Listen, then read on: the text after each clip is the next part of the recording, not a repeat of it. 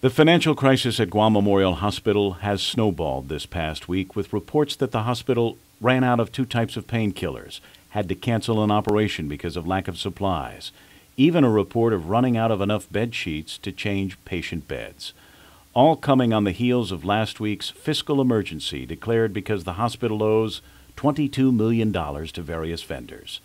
To help alleviate the fiscal crisis, Governor Felix Camacho today said that he has signed Bill 479 into law, a measure that expands the hospital's borrowing authority by $25 million. But the governor said it's not the final solution. I signed it this morning. But it may not be the answer. It's not the answer. It simply transfers what they owe from a series of vendors to one financial institution.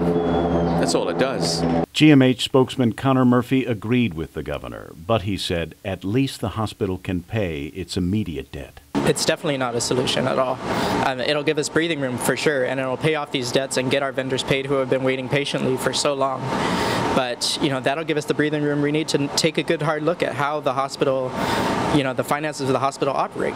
The fundamental problem, says Murphy, is too many patients who cannot or are not paying the cost of their care. We can't keep providing care to patients without being paid for it. That just can't, it just doesn't create a sustainable operation. We have to be paid for the care that we're providing, whether that money will come from government of Guam, whether we increase collections with individual patients. Something has to be done. But what can be done? The fundamental problem is the inability for the hospital to pay.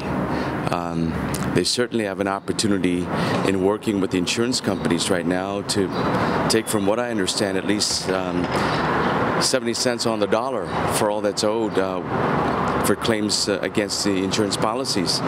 They should accept that. The expansion of more primary care options for patients, that will help us. The expansion of benefits. Don't come here, go someplace else. Yeah, if we can, because patients either do one of two things. They'll use the emergency room as a primary care service and come in with things that are not true emergencies that probably don't need that level of care. Or the other option is they wait until their problems worsen and worsen and then come in, which makes their problems more complex, harder to treat, and more expensive to treat. In the meantime, the hospital is facing a deadline of tomorrow to pay its power bill. $39,000 is owed. The Guam Power Authority has threatened to shut off power by Monday unless it's paid. Late this afternoon, Murphy said that the funds to pay the power bill have not yet been identified. Kevin Kerrigan, PNC News.